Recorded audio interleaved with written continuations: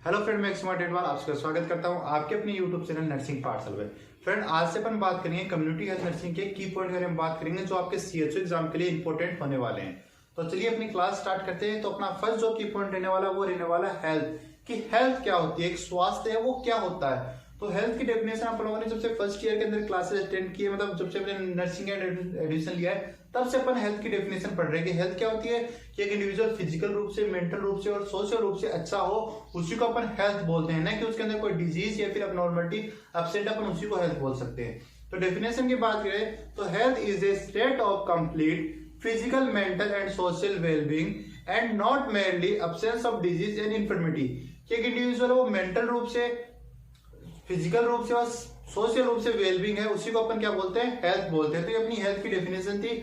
I hope आपको समझ में आ गई होगी कि हेल्थ क्या होती है। एक इंडिविजुअल फिजिकल रूप से, मेंटल रूप से और सोशल रूप से अच्छा हो, अपन उसी को हेल्थी इंडिविजुअल बोलेंगे। ठीक है फ्रेंड।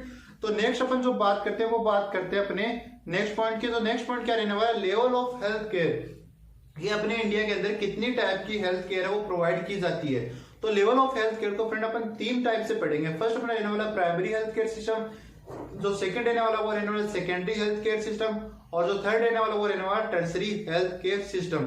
तो वन बाय वन अपन इनके ऊपर डिस्कस करते हैं कि जो प्राइमरी हेल्थ केयर सिस्टम उसके अंदर क्या क्या इंक्लूड करते हैं, जो सेकेंडरी है उसके अंदर क्या क्या इंक्लूड करते हैं, जो टर्सरी है उसके अंदर क्या क्या इंक्लूड करते हैं। तो फ्रेंड फर्स्ट अपन स्टार्ट करते हैं अपना प्राइमरी हेल्थ केयर सिस्टम। तो प्राइमरी हेल्थ केयर की बात करें तो ये फर्स्ट कॉन्टेक्ट रहेगा किन के बीच में, इंडिविजुअल और हेल्थ केयर सिस्टम के लिए क्या रहने वाला है, ये फर्स्ट कॉन्टेक्ट रहने वाला है इंडिविजुअल और अपने हेल्थ केयर सिस्टम है उनके बीच में। इस कारण से इसको क्या बोलते हैं, एसेंशियल हेल्थ केयर सिस्टम बोलते हैं। तो अभी तक अपन लोगों ने दो चीज सीख ली है कि जो प्राइमरी हेल्थ केयर सिस्टम होता है वो फर्स्ट कांटेक्ट होता है कम्युनिटी के बीच में या फिर इंडिविजुअल्स के बीच में और अपने हेल्थ केयर सिस्टम के बीच में। आया समझ में। सेकंड अपन लोगों ने बात किया है कि ये अपने इंडिया की जो एसेंशियल केयर सिस्टम है उसको बोला जाता है। क्यों फ्रेंड, जैसे बोलते हैं कि अगर मकान की नींव ही अगर कमजोर रहेगी तो मकान पूरा मजबूत नहीं रहेगा। तो ये अपने हेल्थ केयर सिस्टम की क्या है, ये अपने हेल्थ केयर सिस्टम की नींव है कि अगर अपने हेल्थ केयर सिस्टम की नींव ही मजबूत नहीं रहेगी तो अपना पूरा हेल्थ सिस्टम है वो अच्छा नहीं रहेगा। इस कारण से उसको एसेंशियल हेल्थ केयर सिस्टम भी कहा जाता है अपने इंडिया का। क्यों, क्योंकि अपने जो कम्युनिटी है और अपने जो इंडिविजुअल्स है उनके बीच में और जो हेल्थ केयर सिस्टम है उनके बीच में ये फर्स्ट कॉन्टेक्ट होता है। अब नेक्स्ट अपन बात करते हैं कि इसके अंदर कौन कौन से अपन इंक्लूड करते हैं। तो अपन इसके अंदर एक तो सब सेंटर को इंक्लूड करते हैं जिसको अपन उप स्वास्थ्य के अंदर बोलते हैं, और प्राइमरी हेल्थ सेंटर को भी अपन इंक्लूड करते हैं। तो दो इसके अंदर एग्जाम्पल के अंदर अपन लोगों ने बात की है, सब सेंटर और प्राइमरी हेल्थ सेंटर। तो फ्रेंड इसके अंदर से जो क्वेश्चंस बनते हैं उनके ऊपर हम बात कर लेते हैं। तो फर्स्ट क्वेश्चन इसके अंदर से बनता है, तो फर्स्ट क्वेश्चन बनता है वो बनता है कि essential health care system India का किसको कहा जाता है। तो आपका राइट आंसर रहेगा कि प्राइमरी हेल्थ केयर सिस्टम है उसको अपन एसेंशियल हेल्थ केयर सिस्टम कहते हैं। सेकंड क्वेश्चन बनता है कि फर्स्ट कांटेक्ट बिटवीन इंडिविजुअल और हेल्थ सिस्टम, इसका राइट आंसर भी किसके पास जाएगा, इसका राइट आंसर भी आपका प्राइमरी हेल्थ केयर सिस्टम के पास चला जाएगा। या आपको ऑप्शन के अंदर प्राइमरी हेल्थ सिस्टम न मिले वहां पर आपको सब सेंटर या फिर पीएचसी भी देखने को मिल सकता है। नेक्स्ट यहां से जो क्वेश्चन बनता है वो बनता है कि example of primary health care system. तो इसके अंदर आपको या तो ऑप्शन के अंदर सब सेंटर देखने को मिलेगा फिर आपको प्राइमरी हेल्थ सेंटर है वो देखने को मिलेगा। ठीक है फ्रेंड, तो आपको हेल्थ की डेफिनेशन और लेवल ऑफ हेल्थ केयर में प्राइमरी हेल्थ केयर सिस्टम वो आपको समझ में आ गया होगा। नेक्स्ट अपन बात करते हैं सेकेंडरी हेल्थ केयर सिस्टम। अपन हेल्थ केयर जो लेवल वो बात कर रहे थे उसके अंदर अपन लोगों ने प्राइमरी बात कर ली थी, अब अपन बात करते हैं सेकेंडरी की।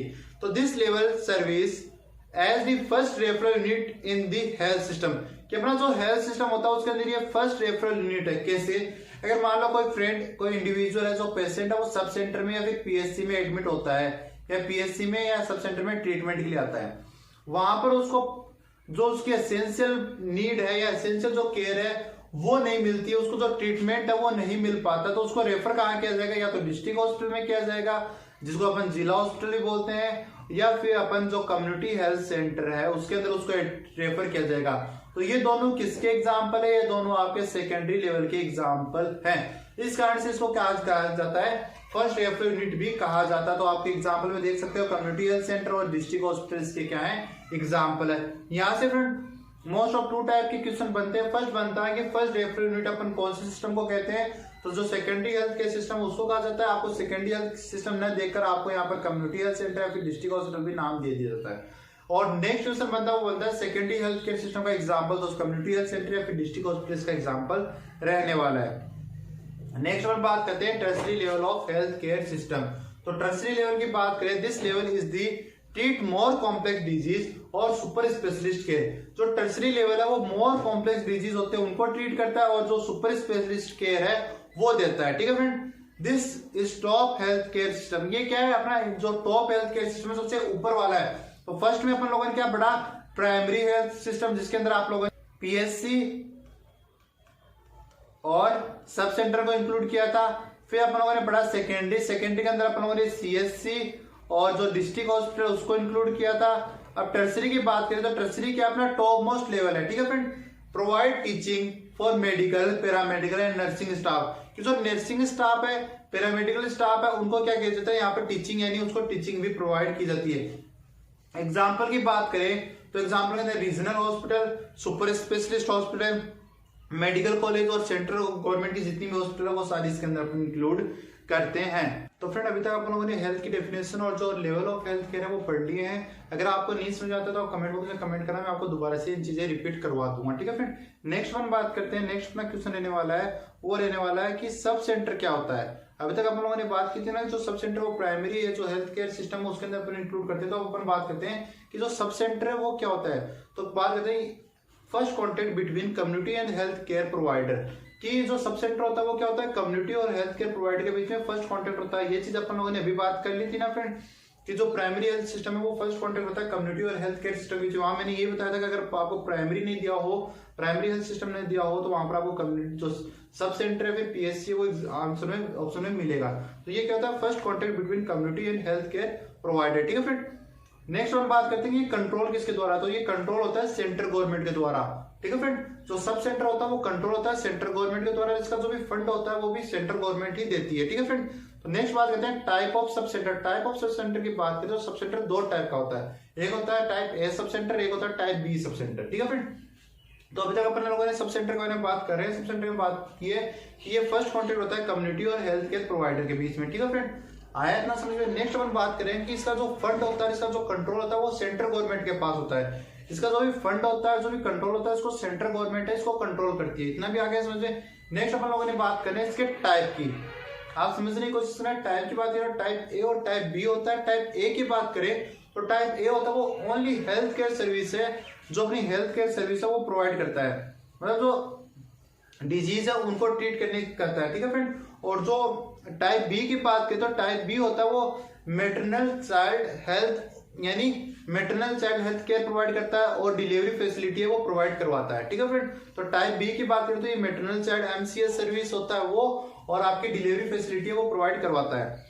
अब बात करते हैं कि एक जो सब सेंटर होता है वो कितनी पॉपुलेशन कंट्रोल करता है। तो यहाँ से फिर मोस्ट ऑफ क्वेश्चन यहाँ से पूछ जाते हैं, कहाँ से, इनके पॉपुलेशन कंट्रोल से।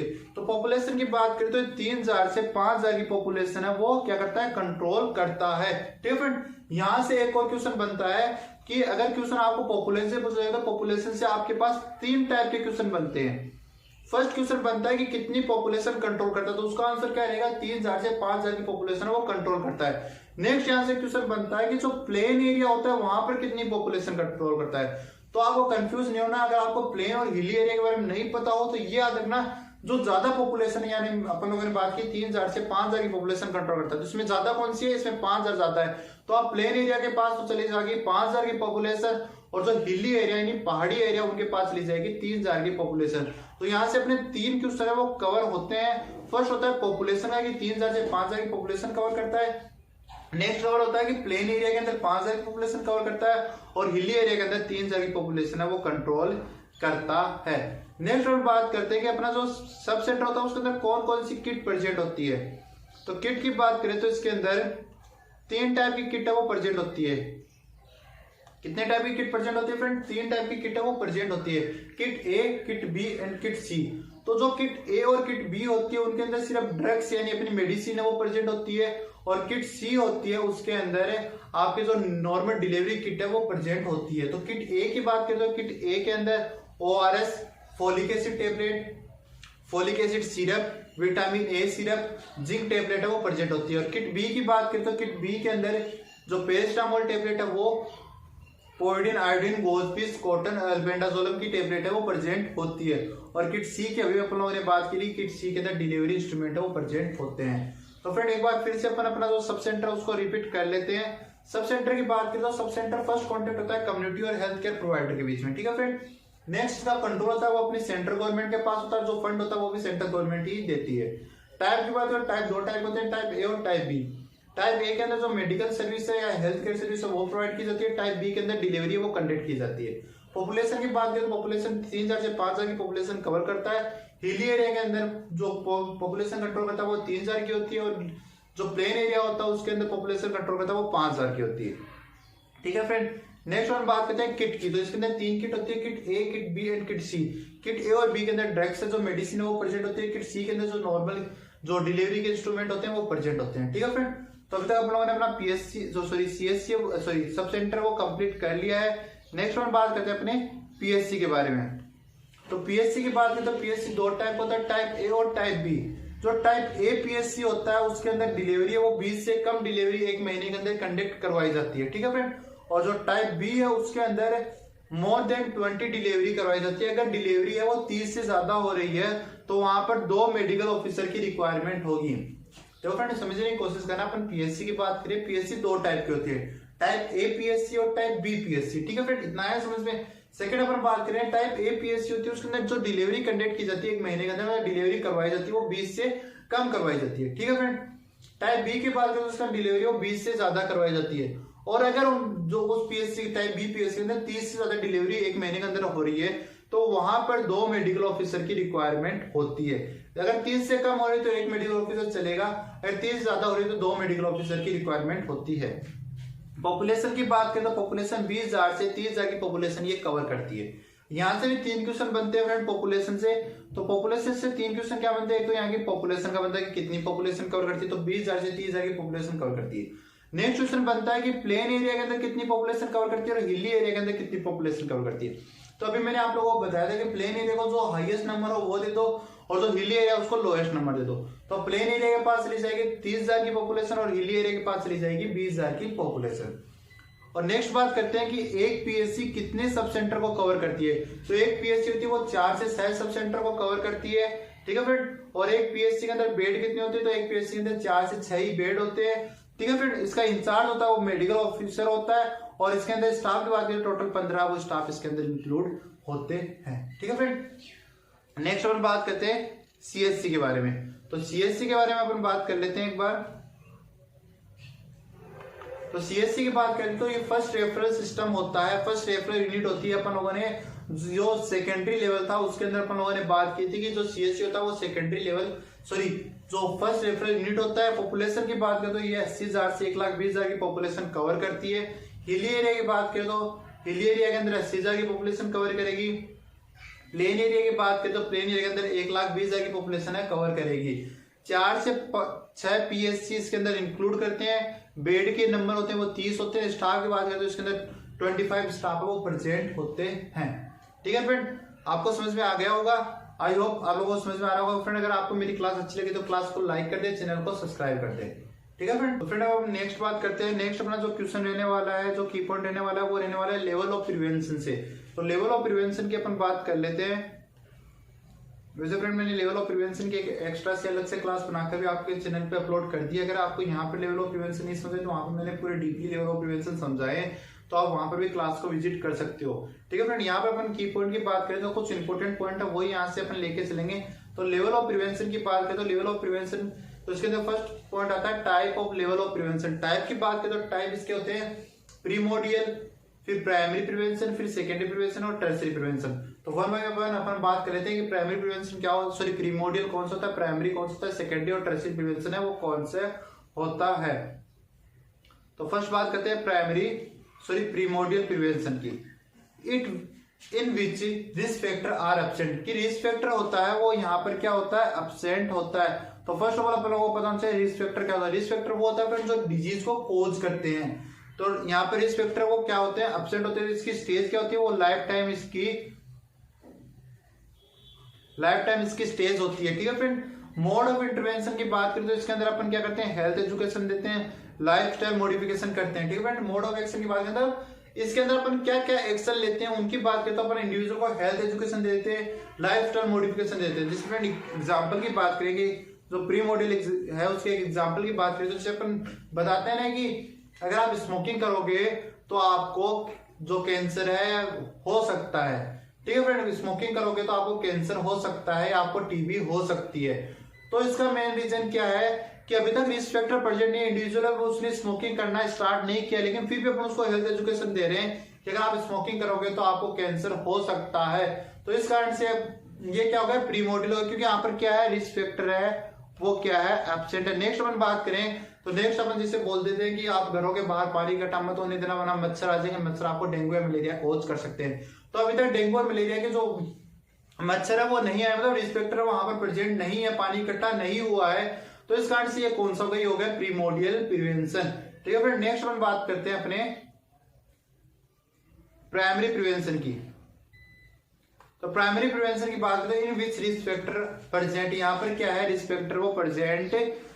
ठीक है फ्रेंड, और इसके स्टेज ऑफ ये स्टेज कौन सी होती है, पैथोजेनिक स्टेज होती है फ्रेंड। ठीक है, और मोड ऑफ एक्शन की बात करें तो इसके अंदर अपन इम्यूनाइजेशन देते हैं, कॉन्ट्रासेप्टिव मेथड इसके अंदर आते हैं, protection for accident like as helmet. तो ये किसके अंदर आते हैं, ये आते हैं प्राइमरी प्रिवेंशन के अंदर। जैसे मान लो अगर अपन हेलमेट वाला एग्जांपल लेके चले तो अपन अगर बाइक चलाते हैं तो हेलमेट पहनते हैं कि नहीं पहनते, क्यों, वहां पर रिस्क फैक्टर है वो प्रेजेंट है, मतलब अपन बाइक का वो चला रहे हैं, बाइक का अपना जो रिस्क फैक्टर, क्योंकि बाइक चलाएंगे तो एक्सीडेंट होने का खतरा रहता है, तो वहां पर रिस्क फैक्टर वो प्रेजेंट है। तो इसको अपन रिस्क फैक्टर तो प्रेजेंट है लेकिन फिर भी अपन प्रिवेंशन ले रहे हैं, तो वो जैसे अपन हेलमेट यूज ले रहे हैं। ठीक है फ्रेंड, नेक्स्ट हम बात करते हैं कॉन्ट्रासेप्टिव मेथड। तो कॉन्ट्रासेप्टिव मेथड का मतलब क्या हो गया कि जो सेक्सुअल इंटरकोर्स कर रहे हैं, तो सेक्सुअल इंटरकोर्स करेंगे तो आपके जो सेक्सुअल डिजीज है वो ट्रांसमिट होने का खतरा रहता है, तो वहां पर रिस्क फैक्टर तो हो गया ना, लेकिन आप वहां पर क्या कर रहे हो कॉन्ट्रासेप्टिव मेथड यूज कर रहे हो, आपके रिस्क फैक्टर तो प्रेजेंट लेकिन आपको डिजीज होने से प्रिवेंशन मिल सकता है। तो ये अपना प्राइमरी प्रिवेंशन हो गया।